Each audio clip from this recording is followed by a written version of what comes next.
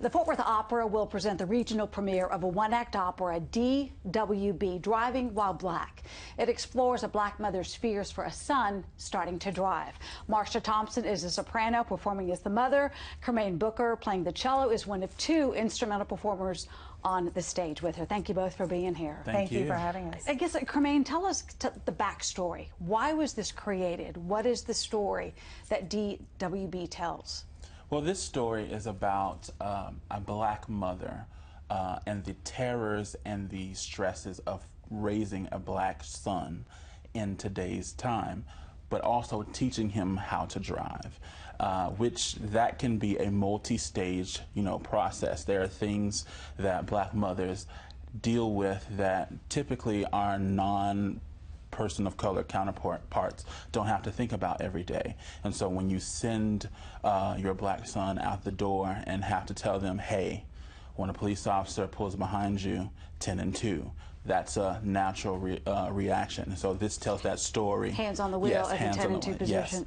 Yes, absolutely. So it tells that story of what a black mother, just a glimpse of what a black mother has to go through. Marsha, you play the mother in this one-act opera. First of all, Fort Worth is glad to have you here. Thank you so much. I'm glad to be here. Famed soprano gracing our stage here. Talk about the role of playing the mother and the challenges, both in terms of the emotional context of it, and then also you are the only voice that carries this opera.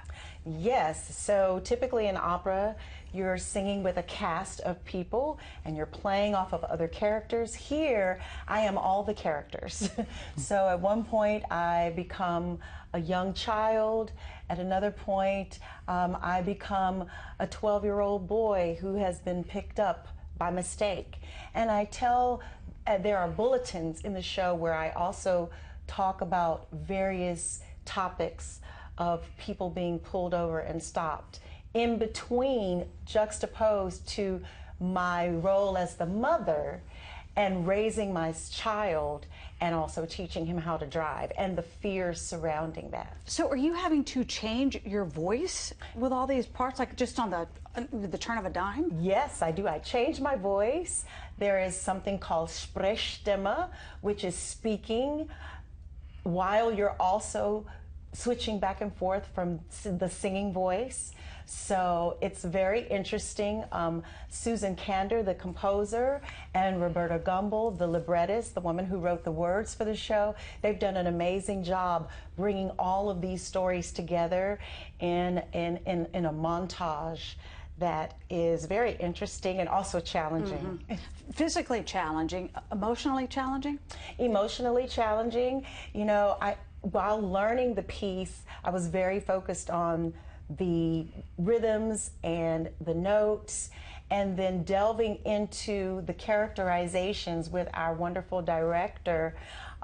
We have really seen the evolution of the words within the context of the show. And I looked at her and I said, this is actually kind of sad. And she said, it is. And I think that a lot of mothers will be able to identify with this, mothers who have black sons, and also people who may not know what that emotion is like. They're going to really feel that emotion through the words in this show. Now, Cremaine, why are you nodding your head as Marsha talks about that?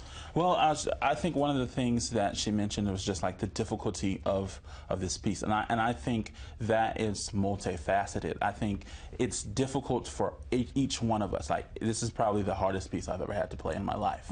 But I think Susan wrote it that way because this topic is difficult. And so she wanted that to be portrayed, that this whole situation is a difficult topic and we need to put it for face value. So we have Marsha here playing all the people in it. All the people. Why is it that hers is the only voice and then we have you as the cello and then a percussionist? Well, I can tell you with conversations with Susan, she wanted this to be a chamber opera, and a lot of people ask why opera. Well, the general audience for opera isn't people of color, And that's the target audience for a topic like this, because, I mean, people of color, we live this. And so, therefore, we don't need to see it as much as our other counterparts.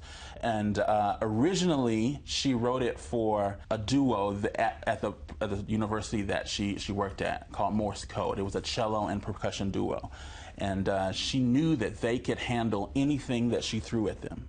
And so she was like, let's do it. And so that's how the instrumentation came to be, because there was already an ensemble that had that configuration. What were your personal experiences as a teenager learning to drive? I think, actually not think, I know, it has been sort of traumatic at times. And even beyond learning to drive, even just every day now, I can remember going back to just last January, performing this same work, and I remember leaving an interview for the radio, and literally 2 seconds after that interview, I was pulled over for driving while black. And so this is an everyday thing for people of color that we're living with.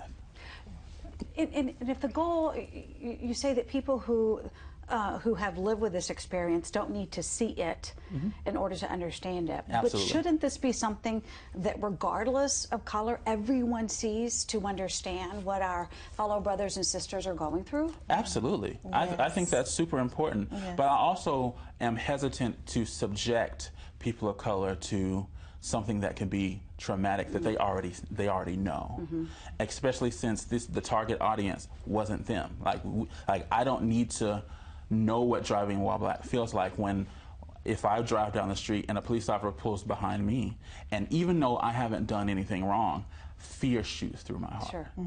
And so, on one hand, sure, I think it's important that everyone sees this, but on the other hand, this wasn't for us. There were a couple, when I was reading some information about it, there were a couple of phrases that are used in the news release, the public information about it. And I'd like for you to talk about these phrases and why they stick out so much. Number one is, don't make me stop this car. And number two, you are not who they see. Yeah, so the mother has a moment where, after her husband has passed away, she and her son are grieving, and her son is acting out in anger. And so she tells him, and I think a lot of people have heard their mother say, don't make me stop this car.